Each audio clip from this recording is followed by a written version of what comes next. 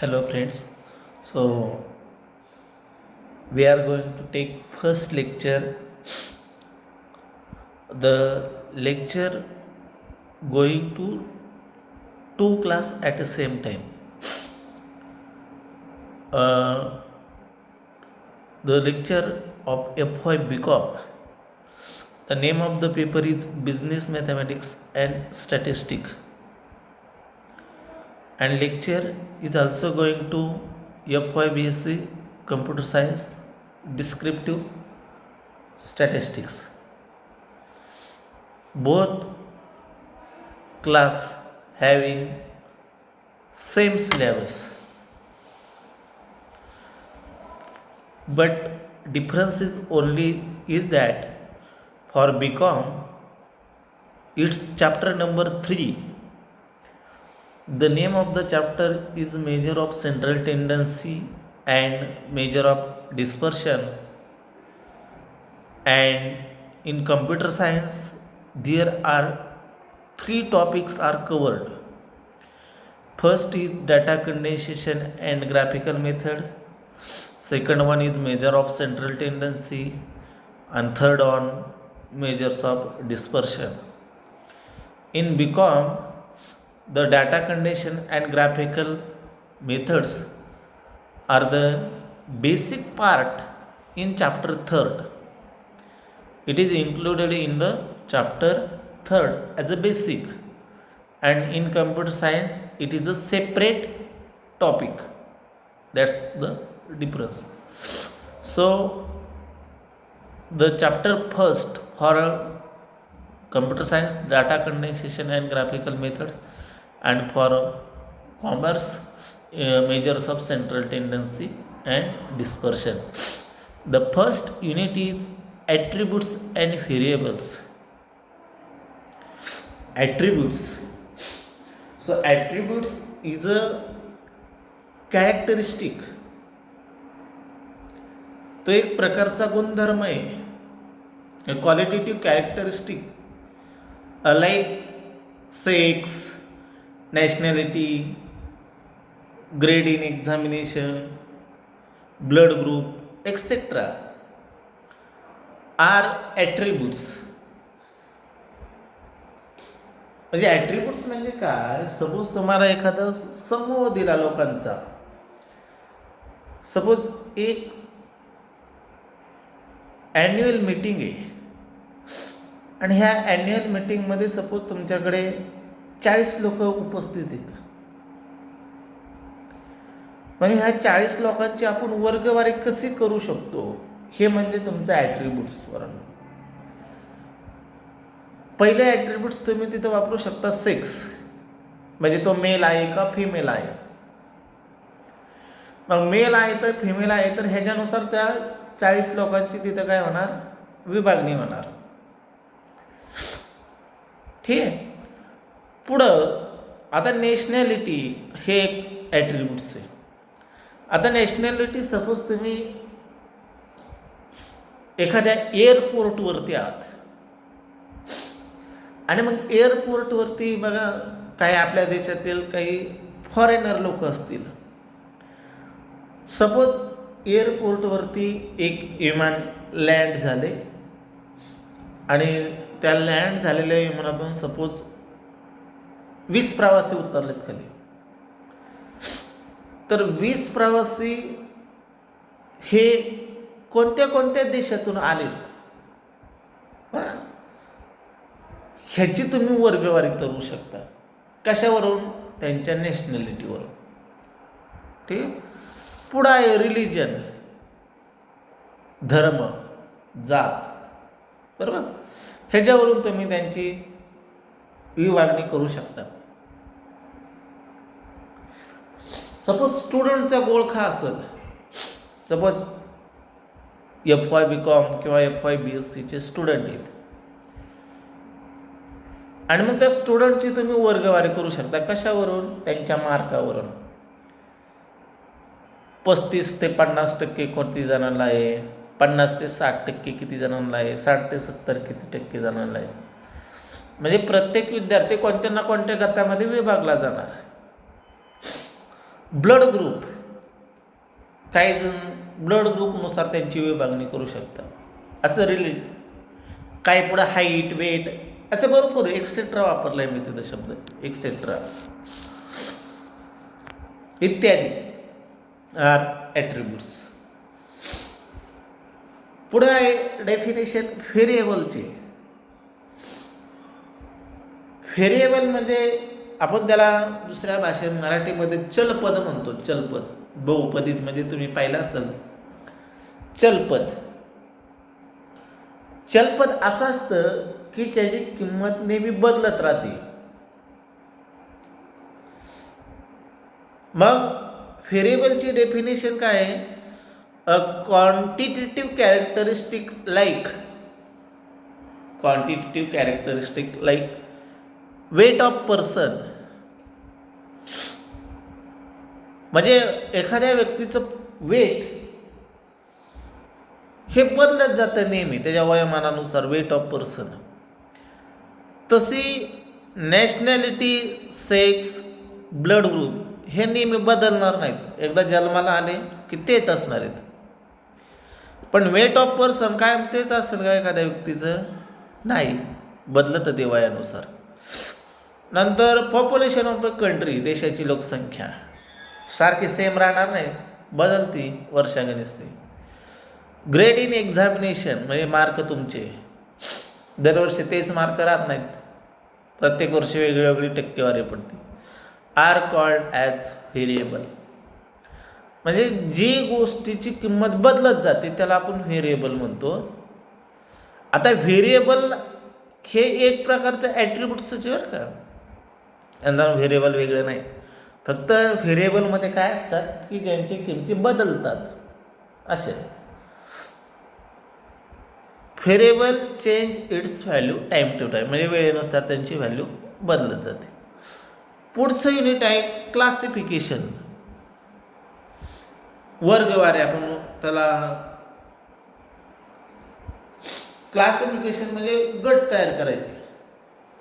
आता गट तयार करण्यासाठी तुम्हाला काय पाहिजे? अगोदर कच्चं मटेरियल पाहिजे.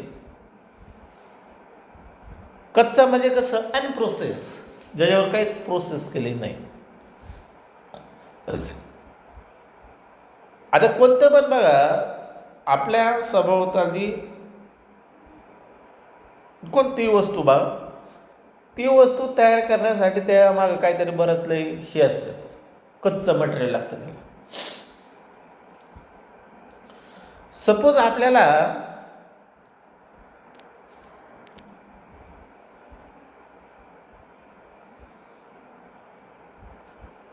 एखादी वस्तू बनवायची. सपोज आपल्याला एक भाजी बनवायची, असं गृहीत धरू आपण किचनमध्ये आहात आणि आपल्याला एक भाजी बनवायची. भाजी बनवायची म्हणजे की लगेच होईल का? तर नाही. त्यासाठी आपल्याला कच्चं मटेरियल लागेल. सपोज कशाची भाजी बनवायची त्यासाठी काय मटेरियल लागेल? कांदा लागेल, टोमॅटो लागेल, कोथिंबीर लागेल, हिरवी मिरची लागेल, वगैरे वगैरे. म्हणजे भाजी बनवण्यासाठी आपण जे काही वस्तू घेतो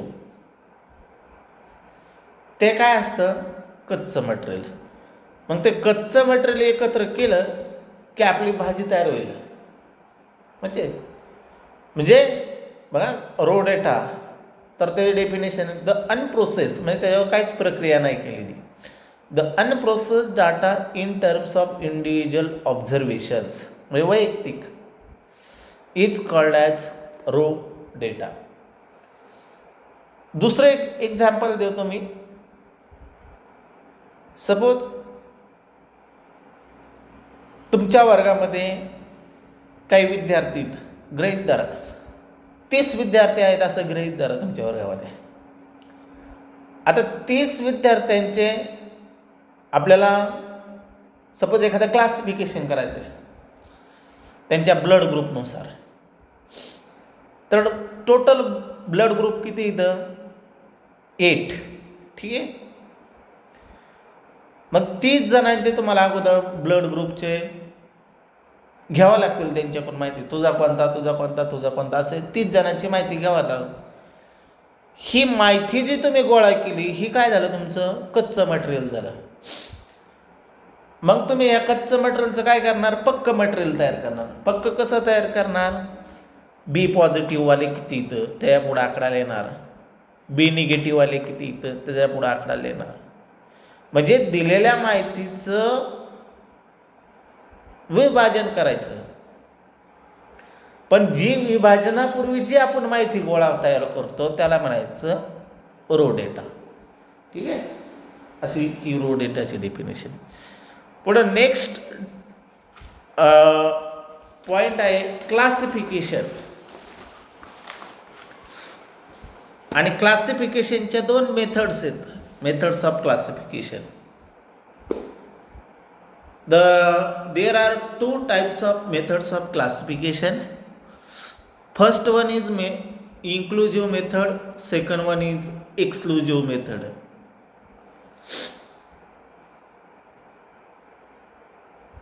त्यातली आपण पहिली डिटेल्समध्ये घेऊ इन्क्लुझिव्ह मेथड.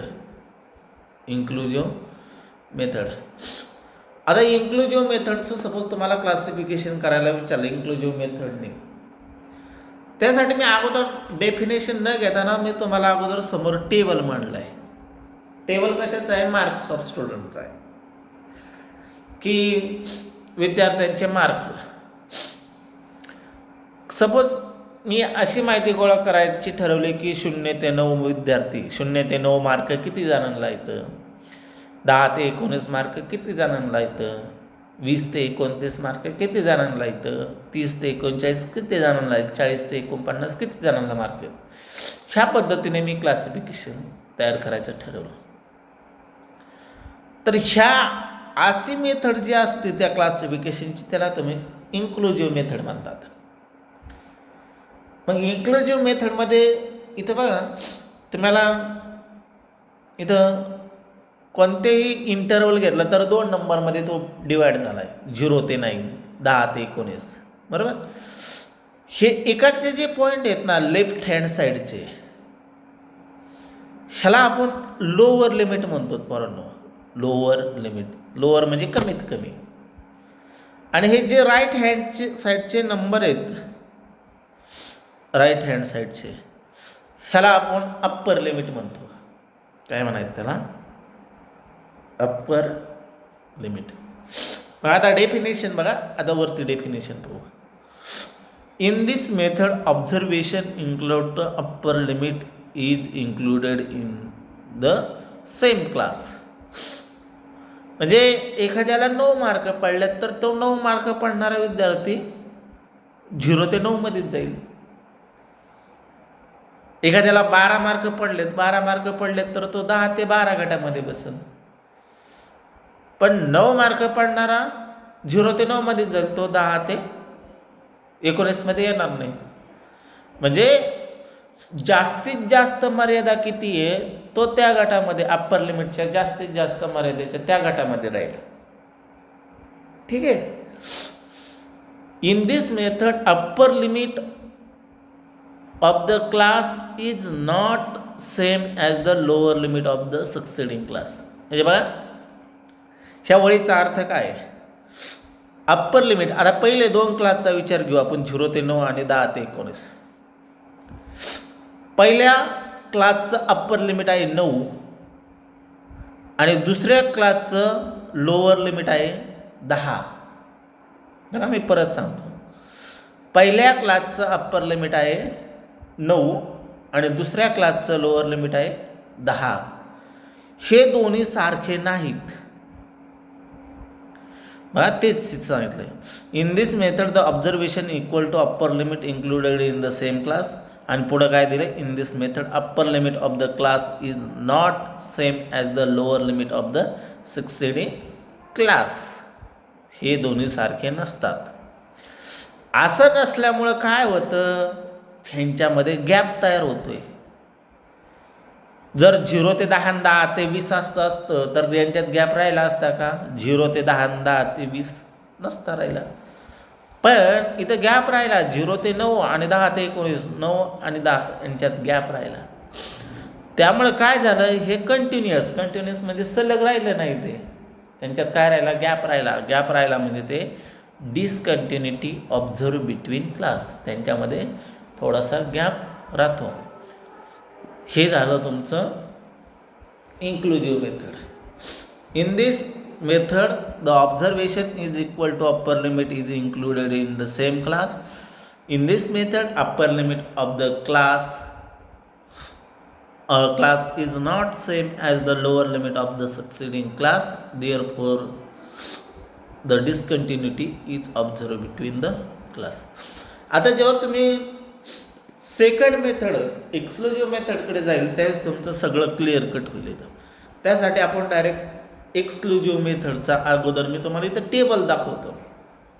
आता तुमची इच्छा तुमचं थोडंसं कन्फ्युजन क्लिअर होईल. सेम आहे मार्क्स ऑफ स्टुडंट, पण घेताना कसं घेतलं आहे 0 ते 10, 10 ते 20. मागं कसं होतं 0 ते 9 आणि 10 ते 19 असं होतं. 0 ते 10, 10 ते 20, 20 ते 30, 30 ते 40, 40 ते 50 असं होतं. बरोबर. आता इथं बघा upper limit of first class is same as lower limit of second class. पहिल्या ह्याच्यात होतं का नव्हते, ते दोन्ही डिफरंट होते. आता डिफरंट होते म्हणून तिथं गॅप होता. आता इथं डिफरंट नाही आहे म्हणजे इथं काय झाला गॅप नाही राहिला. गॅप नाही राहिला म्हणजे हे काय झालं कंटिन्युअस झालं. ठीक आहे. आता बघा एखाद्याला सपोज एक्झॅक्टली 10 मार्क पडलेत. एखाद्याला एक्झॅक्टली सपोज 10 मार्क पडलेत. मग तो कोणत्या क्लासमध्ये घ्यायचा, फर्स्ट क्लासमध्ये घ्यायचा का सेकंड क्लासमध्ये घ्यायचा. तर ह्याच्यावरून एक्सक्लुझिव्ह मेथडची डेफिनेशन आहे बघा. In this method the observation equal to the upper limit does not belongs to same class. म्हणजे ह्याचा अर्थ काय, सपोज एखाद्याला 10 मार्क पडलेत तर 10 मार्क म्हणजे इथं अप्पर लिमिट झालं.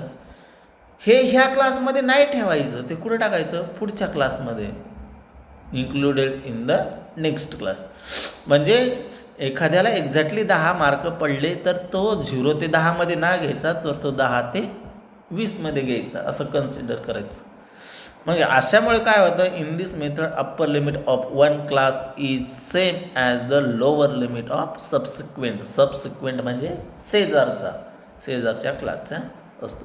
Therefore classes are observe to be continuous. म्हणजे इथं गॅप नसतो. अशा प्रकारचं तुम्हाला इथं हे म्हणजे ह्या लोअर क्लास लिमिट आणि अप्पर क्लास लिमिट ह्याच्यावरून तुमचे 2 क्लास. इथं काय असतो इन्क्लुझिव्ह मेथडमध्ये दोघांच्यामध्ये गॅप असतो. बरोबर. इथं गॅप नसतो. पण इथं क्लासिफिकेशन करताना एखाद्या सपोज बाउंड्रीवर असेल तर त्याच्या पुढच्या क्लासमध्ये घ्यायचा. म्हणजे एखाद्याला 30 मार्क पडले तर तो 20 ते 30 मध्ये न गृहीत धरता 30 ते 40 मध्ये गृहीत धरायचं असं. This is the 2 types of methods of classification, inclusive methods of classification and exclusive methods of classification. Next definition is class limit. Class limit म्हणजे काय, आता इथं एक टेबल आहे. आता इथं वेट दिलेलं आहे, वेट इन किलोग्रॅम. तर पहिला क्लास काय आहे तो 40 ते 49 किलोचा आहे. मग क्लास लिमिट म्हणजे काय, तर त्या गटामध्ये कमीत कमी आणि जास्तीत जास्त कोणता व्यक्ती असू शकता. क्लास लिमिट म्हणजे ह्याच्यामध्ये कमीत कमी 40 किलोचा व्यक्ती येईल आणि जास्तीत जास्त 49 किलोचा व्यक्ती बसेल. 50 किलोचा बसेल का ह्याच्यात नाही. म्हणजे हे काय झालं त्याचे लिमिट्स झाले. लिमिट म्हणजे थोडक्यात मर्यादा. म्हणजे द 2 नंबर्स डेसिग्नेटिंग दर्शवतात of the class interval is called class limit. म्हणजे क्लास इंटरवल ज्या नंबरने दर्शवले जातात त्याला क्लास इंटरवल म्हणायचं. पहिला क्लास लिमिट आहे 40 ते 49, दुसरा क्लास लिमिट आहे 50 ते 59, तिसऱ्या इंटरवलचा क्लास लिमिट आहे 50 ते 69. म्हणजे in this table the first class interval is 40 to 49. Therefore, in this case 40 and 49 are the class limit. 40 आणि 49 ला काय म्हणायचं क्लास लिमिट. सेकंड क्लासमध्ये कोण असेल क्लास लिमिट 50 to 59. मग क्लास लिमिट 2 येतं. ह्या बाजूचे जे असतील लेफ्ट हँड साईडचे ह्यांना असतात लोअर क्लास लिमिट आणि राईट हँड साईडचे असतात ते upper class limit. There 40 is called lower class limit आणि 49 is called upper class limit. कोणाचे? फर्स्ट क्लासचे. जर तुम्हाला थर्ड क्लासचे सांगायचे म्हटले तर थर्ड क्लासचे काय होईल? 60 काय होईल? लोअर क्लास लिमिट आणि 69 काय होईल? Upper class limit. ह्या पद्धतीने. ठीक आहे. पुढे आहे क्लास बाउंड्री. आता क्लास बाउंड्री महत्त्वाची आहे बरं का. क्लास बाउंड्री आपल्याला काय सांगताय? अगोदर एक क्लास बाउंड्रीच्या टेबल आधी बघा, नंतर डेफिनेशनकडे जाऊ. सपोज क्लास लिमिट आहेत हे 10 ते 19, 20 ते 29, 30 ते 39 आणि इथं त्यांची पुढे क्लास बाउंड्री तयार केली. आता क्लास बाउंड्री कसं काय तयार केली बघा. आता ही जी मेथड आहे ही कोणती मेथड आहे? इन्क्लुझिव्ह मेथड आहे. बरोबर का? ह्यांच्यात गॅप आहे. इन्क्लुझिव्ह मेथड आहे. पण क्लास बाउंड्रीमुळं काय होतं? ते एक्सक्लुझिव्ह होतं का डायरेक्ट 19.5 ते 19.5. आता क्लास बाउंड्री कशी फाईंड करायची ते बघायचं. आता इथं गॅप कितीचा आहे? 1चा. बरोबर का? 19 आणि 20 मध्ये 1चा गॅप जो काय असेल त्याला 2ने भागायचं. आता 1ला जर आपण 2ने भागितलं तर किती उत्तर येतं? 0.5 येईल. 0.5. मग काय करायचं? ह्यातून 0.5 कमी करायचा आणि इकडं 0.5 ॲड करायचं. मग 10मधून जर 0.5 कमी केला तर 9.5 आणि इकडं वाढवला तर 19.5. सेम खाली 20मधून 0.5 कमी केला तर 19.5 आणि 29.5. म्हणजे बघा कशी फाईंड करायची? क्लास लिमिटवरून क्लास बाउंड्री कशी फाईंड करायची? गॅप 1चा त्याला 2ने भागायचं, लोअर लिमिटमधून वजा करायचं, अप्पर लिमिटमध्ये ॲड करायचं. जर गॅप 2चा असेल तर 2चा असेल तरी 2नेच भागायचं. 2चा असेल तर 2ने भागितलं तर उत्तर किती येईल? 2/2. 2/2 म्हणजे 1. मग काय करायचं? लोअर लिमिटमधून 1 कमी करायचा, अप्पर लिमिटमध्ये 1 ॲड करायचा. अशा पद्धतीने. आता definition. The class boundary are the numbers up to actual magnitude of observation in the class can be extended. म्हणजे त्याचे आपण जास्तीत जास्त किती लांबी वाढवू शकतो? लांबी हे म्हणजे क्लास बाउंड्री. पुढची डेफिनेशन आहे क्लास मार्क. क्लास मार्कलाच आपण मिड व्हॅल्यू म्हणतो. आता मिड व्हॅल्यू म्हणजे मध्यबिंदू. The mid point of class interval is called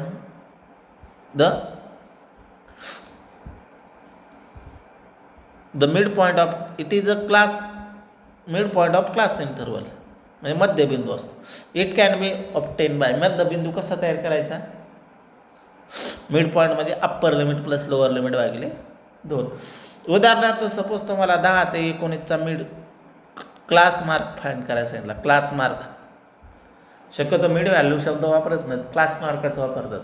class मार्कमध्येच मिड व्हॅल्यू. मग 10 आणि 19चा मध्यबिंदू फाईंड करायचा. मध्यबिंदू कसा फाईंड करणार? ह्या दोघांची बेरीज करणार आणि त्याला 2ने भागणार. मग किती येणार? 10 अधिक 19 29 येईल. बरोबर का? आणि 29 भागिले 2. 29ला जर तुम्ही 2ने भागितलं तर 14.5 उत्तर येईल. म्हणजे ह्याचा मिड व्हॅल्यू किती झाला? 14.5. पुढच्याचा असंच येईल. काय होईल? 49. हे किती येणार? 24.5. मिड व्हॅल्यू म्हणजे दोघांची बेरीज करून त्याला 2ने भागायचं. Mid value. Class width. पुढची definition class width. The actual length of class interval. Width म्हणजे काय? थोडं लांबी.